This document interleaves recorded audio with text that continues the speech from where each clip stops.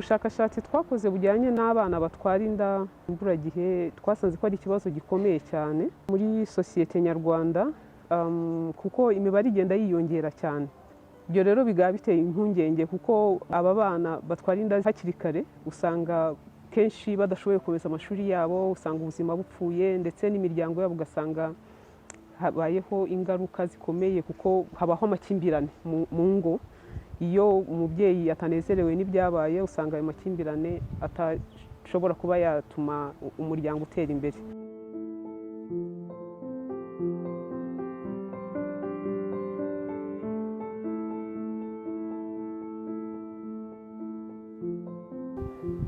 Ku kibazo cy'abakobwa babyariye iwabo ni gahunda yatangiye muri 2012 tubahuriza hamwe tubagenera ubujyanama mu byerekeranye n'ihungabana. Batangiriye ari bakeya ariko ko ubujyanama bugenda butangwa bigenda bigira umusaruro ndetse bigatuma abandi baza begera iryo shyirahamwe, iryo tsinda. Kuri ubu tugeze ku bakobwa 120 dufasha. Iri tsinda twasuye hano i Rubengera ni itsinda ry'abakobwa babyariye iwabo. Aba bakobwa babyariye iwabo nyuma yo guhura n'ibibazo byinshi cyane cyane bijyanye n'ihezwa n'akato bakorerwa n'imiryango yabo na sosiyete ariko na bamwe mu bagize itorero, kuko biragoye ko umwana atwara inda yaririmbaga ngo abagenzi be baririmbanaga bahite bamwiyumvamo. Aho rero niho itorero rikora umurimo wo kumusubiza mu buzima busanzwe kugira ngo rirwanye iryo hezwa n'akato. Mara kubyara nyiri mu rugo ntibabyakiriye, barangije bampa igikoni cyo kubamo, barambwira ati ngiye kujya nahirira inka ndetse n'ihene ndetse ubundi njye nanihahira. Umwana wanjye ararwara, nanjye ubwanjye ndarwara. Bigeze aho umujyanama w'ubuzima arambwira ati ese wazatsewe kujyana ahantu nawe ukibariza ukanarega iwanyu. Ndavuga ati se nimba rega noneho igikoni cyo nabagamo nzararayo. Ubwo ndaceceka ndavuga ati yewe kereka aho ugiye ukangurira amayeri ukabibambwirira nyine ku buyobozi nkazaza ngiye batamenye ko nahagurutse nkabacika umuyobozi. Noneho aragenda abinjira, ngezeyo ndabatekereza ndababwira. Noneho rwamurekera avuga ati rero uyu mwana akeneye gusurwa. Ndagenda njya mu rugo, ngeze mu rugo bohereza abantu kuganiriza mu rugo. Nyuma yaho rero baje kumpa nyine ubwisanzure mu rugo, nanjye mumeze nk'abandi bana mu rugo nta kibazo. Natwaye inda ndangije umwaka wa 3 w'amashuri yisumbuye.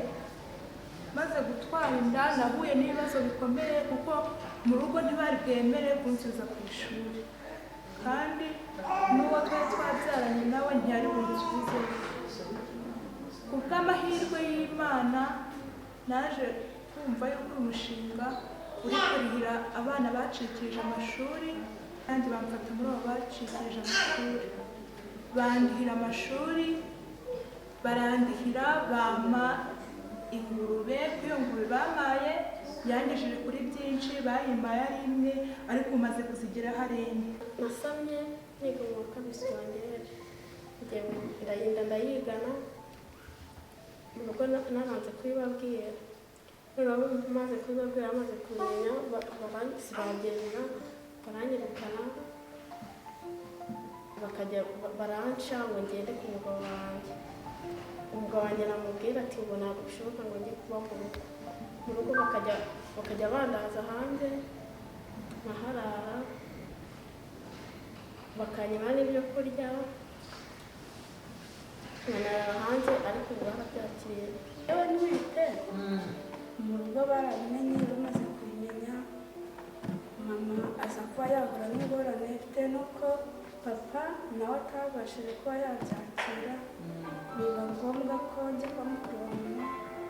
Ngezeyo barakomeza nyine mu rugo, kumva ko nta mutekano wari uhari. Ngo masenge nawe avuga ati ko umwana yaratwaye inda ntabwo apfuye, ejo ubuzima buzakomeza, mugarure arebe ko yagaruka mu rugo. Nanjye nyuma yanze kubabwira ko ngaruke mu rugo ari uko nanjye nzajya ku ishuri. nyuma y'uko ngeze mu rugo naje kuba nabasha kujya kwiga ngarukira mu wa gatatu igihembwe cyane. Njye nk'umushumba ikintu cya mbere nihutira gukora ni ukwegera umwana ariko no gusanga umubyeyi kuko ndazi uburyo umubyeyi bimushoka. Mbona cyane cyane buriya kugira ngo uriya mwana ashobore kugira umutekano ushyitse, yaba umwana twite yaba n'uriya mwana watwaye inda, biba bisatuka ku babyeyi. Rero inshuro nyinshi twihutira kwegera ababyeyi no kubagira inama no kwankadira uwo mubyeyi kugira ngo azashobore kwakira neza umwana, yumve ko atari ishyano ryaguye.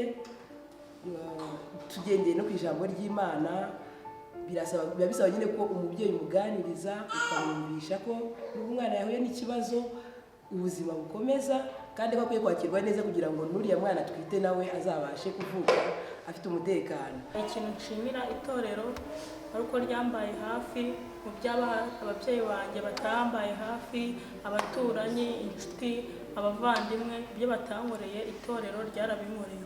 Ryangira inama uko nakwitwara, ringira inama uko ntashaka imibereho. Ibyo byose ndabishimira itorero kuko nta wundi muntu wari waje ngo abimbwire. Umwana w'umukobwa wakoze imibonano mpuzabitsina bari kumva nangwa hohotewe, yakagombye guhita yegera ikigo nderabuzima kimwegereye muri ya masaha 48. Abana bose b'abakobwa bahuye na kiriya kibazo, iyo bamaze guhura na kiriya kibazo mu muryango bagira ihohoterwa ryinshi, noneho kandi nabo ubwabo mu itorero ugasanga bacitse intege, bibateye ipfunwe, bigatuma basubira inyuma mu murimo bakoraga mu itorero cyangwa se mu muryango babamo. Iyo bamaze gusama inda bahura n'ihohoterwa cyangwa se akarengane ko mu miryango, kutabitaho, kubaha akato ndetse kutagirwa icyo bagenerwa nk'abana bavuka muri uwo muryango. Tugasanga rero ari ikibazo gikomeye. Nk'itorero hakabaho kubafasha, kubaganiriza, kubafasha kugira ngo bigarurire icyizere, kugira ngo nabo bumve ko ubuzima bukomeza kandi ko ari abantu nk'abandi.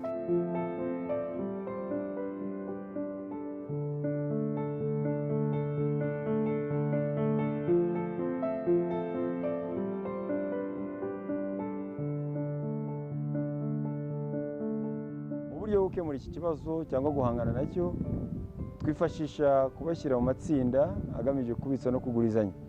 Aho ngaho babasha kwizigama bagamije kwishakamo ubushobozi.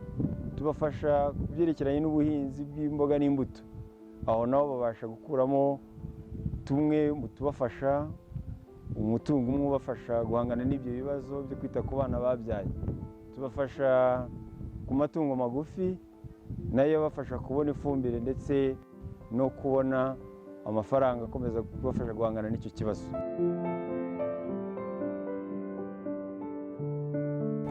Iri tsinda nubwo riri mu matsinda yabanjije twahereyeho mu gufasha abana abakobwa babyariye iwabo, ntabwo ari ryo tsinda ryonyine dufite mu itorero Presbyterienne mu Rwanda. Yewe nta nubwo ari naryo ryonyine riri muri aka karere ka Karongi.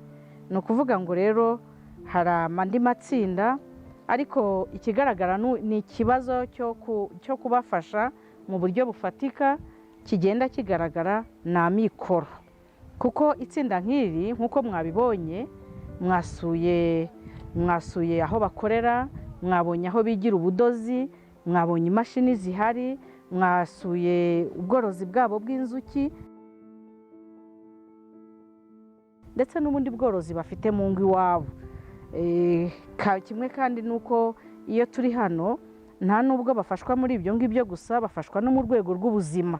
Niyo mpamvu twabonanye n'uriya muyobozi wa centre de santé ya Rubengera ubafasha mu kurwanya, mu kwirinda izo nda zitifuzwa, ariko no kubafasha kuva muri ubwo buryo bagwamo bakagira ubukene bukomeye, bakabyara abana bakaba bagira igwingira ikigo nderabuzima cya Rubengera hano kiradufasha mu kugira ngo kibagarurire mu buzima.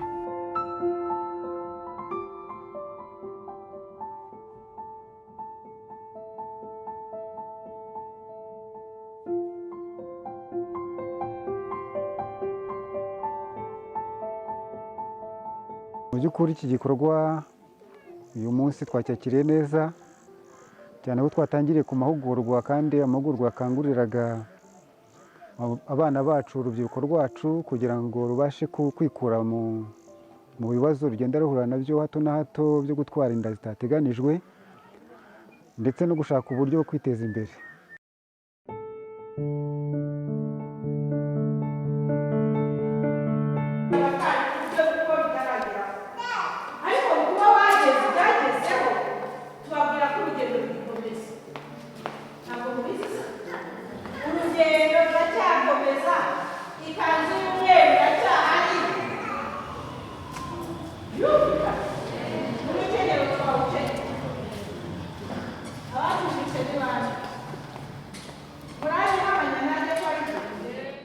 maze kumenya ko ntwite, muri njyewe nagize ihungabana ndetse ngira no kwigunga, cyane ko no mu muryango batabyakiriye neza, ariko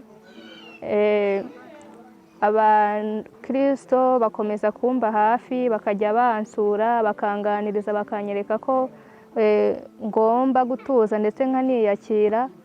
Nyuma rero y'aho njyariye n'ubundi nk'itorero bambaye hafi, banyereka, baramfasha, banshyira mu itsinda ry'abandi bakobwa bagenzi banjye nabo bari baragize ikibazo nk'icyanjye, ndetse n'uyu munsi ubu twari turi mu mahugurwa, batuganirije, batubwiye ko tugomba gutuza tukiyakira, ndetse batubwira yuko tugomba no gutinyuka. Ikindi nkuyemo ni uko ngomba kwigirira icyizere n'ubundi, kuko ibyabaye n'ubundi byararangiye, byarahise. Ubu ngubu ngomba ubundi kwiyakira, nkatuza, nkongera nkigirira icyizere, nkumva ko nta cyabaye kidasanzwe. Mu by'ukuri kubyarira iwacu ni ibintu byaje bintunguye, kuko njyewe nari umunyeshuri niga mu mwaka wa 4. Maze kubyara, se w'umwana yarambwiye ati ngiye nshaka ko tubana. Mu kubana kwanjye nawe mbona ntabwo ubuzima buri kugenda nk'uko nabwifuzaga. Ndabwira nako yanzicane nawe mu nzu, reka njye nitahire nisubirire iwacu. Nahise nitahira nsubira mu rugo, ababyeyi baranyakira. Pasiteri rero Silvestri abatangije umushinga kuvuga ati mbegeranye nabo biyakire. Tuza mu itsinda, tukaya twizigama udufaranga duke, ariko twa dufaranga duke nkabona njye tumfitiye akamaro, ko sinaburaga mitiweli y'umwana nanjye ubwanjye.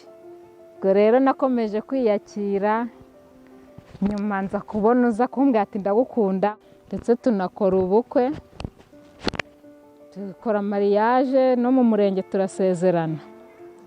Njye buriya filime niyo yanyibukije ibintu byinshi, ndetse numva inyibukije n'ubuzima iranankomerekeje. Ariko icyo njye nashimyemo, kandi buriya narebye uriya mukobwa n'ubwo iwabo bamwirukanye, ariko nawe iyo atekereza mbere. Wakoze, waduhaye icyizere cyo kugira ngo natwe tuzabaho cyangwa tubone n'abandi badukunda. Ariko ikibazo kitugora ubukene, hari igihe tugira ubukene, nk'uko umuntu yari akaba yaza akagushukisha nk'ayo mafaranga nabonye uriya mukobwa bamushukishije. Ariko waduhaye icyizere yuko tugomba kubaho.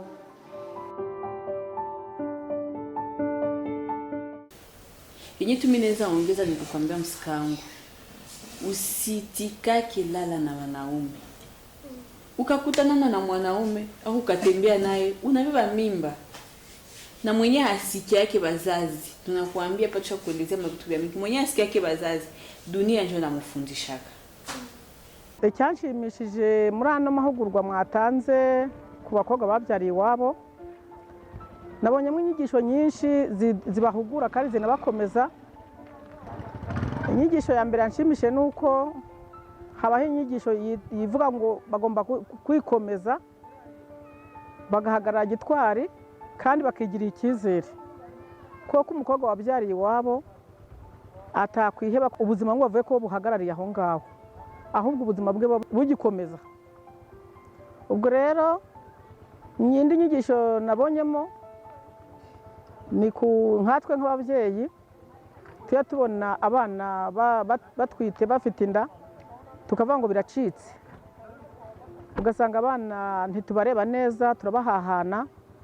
Inyigisho batubwiye ko tugomba kubafata nk'abandi bana, imbere yabo ari heza, cyane cyane iyo abana bitwaye neza.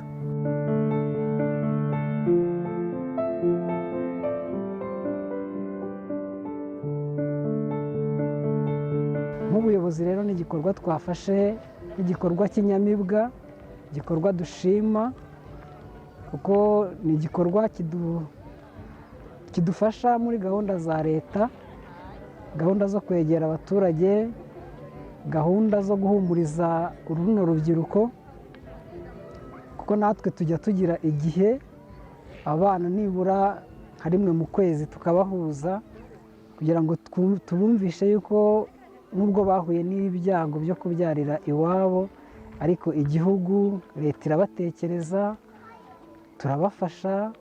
Kuko namwe twumvise mufite iyo gahunda yo kubafasha, hari abo twaye amatungo, natwe rero byaduteye imbaraga, ndetse twabafashe nk'abafatanyabikorwa badufashe muri iki gikorwa. Igikorwa cyo gutanga ingurube ku rubyiruko rwacu ndetse n'abakobwa babyariye iwabo ni igikorwa twifuje cyane, ko tumaze kubona imibereho y'abo bakobwa babyariye mu rugo iwabo atari imibereho myiza, bafite ubwigunge, badashaka kugira ngo barebane n'abantu. Twumva nk'itorero tugomba kugira umutwaro wo kubegeranya, hanyuma tukagirana ibiganiro. Uyu munsi rero tukaba twumva twishimiye cyane nka paruwasi yacu Rugendabari, by'umwihariko umurenge wa Rugendabari, kuko urwo rubyiruko twahuye narwo cyangwa se abakobwa babyariye iwabo turimo duhura nabo tukagirana ibiganiro. Ntabwo twafashe abakobwa bo mu itorero ryacu gusa Anglikani, twafashe abakobwa mu by'ukuri ba paruwasi yose tutitaye ku idini runaka. Akaba rero igikorwa kizatuma abana bacu bagira aho bikura, bakagira n'aho bigeza, cyane ko bagiraga ikibazo cy'uburyo bavuza abana babo, ko nta mituweli bari bafite, ababyeyi babo niho batangiraga mituweli. Ubwo rero aya matungo atanzwe uyu munsi akaba azabafasha kwikura mu bukene, bityo bakabona n'iyo mituweli kugira ngo babashe kwivuza kandi babashe no kugira imibereho myiza. Akenshi mu muryango nyarwanda ngira ngo yenda niyo ni intege nkeya navuga twasanze ziri mu muryango nyarwanda, ko iyo umwana w'umukobwa atwaye inda akenshi kiba ari ikibazo ku mwana w'umukobwa, kikaba ikibazo ku muryango, ariko usanga umubyeyi w'umumama, mama niwe ugira ikibazo gikomeye. Abagabo basa naho babyitaza, bakumva ko umugore niwe utarahaye indero nziza umukobwa we, umugore ntago yigeze akora ibyo yagomba gukora, kandi ntago ari mu muryango gusa, umugabo n'umugore, ahubwo na community ku ruhande abantu bakikije usanga ari uko nguko babyumva. Usanga umugore ari we ugize ipfunwe cyane kurusha ndetse n'umugabo, uretse ko nyine biba ari igisebo ku muryango wose. Ubwo rero iyo ayo makimbirane adashoboye kubajere neza, havamo no kuba batandukana. Nafashe umwanzuro, genda mvira mu rugo, genda ngiye kutambabarira. Nagende asanga uwayimuteye, uranyuma. Ntabwo ngiye gutunga abagore babiri. Ariko nawe burije rwose. Burije hagize nk'ikimurira hanze. Iyo uza kumurera neza ntabwo aba aturumbiye, uranyuma.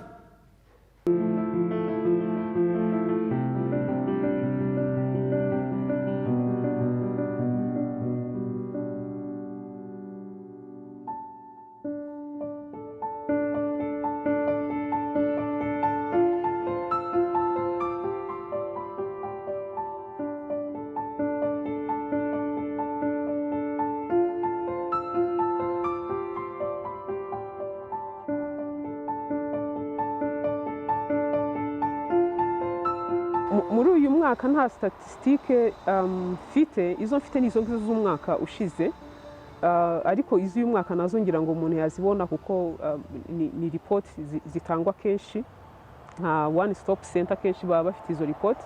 Ariko nanone twibuke ko za zindi ziba reported kuri one stop center niziba zavuzwe nyine, abatavugwa burya ni benshi, kandi twibuke ko no mu muco wacu tugira ikintu cyo guceceka. Iki kintu cyo gutwara inda ni ikintu kigifatwa nk'aho ari tabu, ikintu kitavugwa, ikintu cy'igisebo. Ubwo bishobotse nyine murabiceceka, no kujya kubiripotinga usanga ababyeyi benshi ntabwo bajyayo kuko baba batinya ko bagiye kwishyira hanze, bagahitamo kuba babiceceka ntibagire icyo babivugaho. Ubwo ugasanga rero kesi ziba zamenyekanye burya ntabwo ziba ari zose.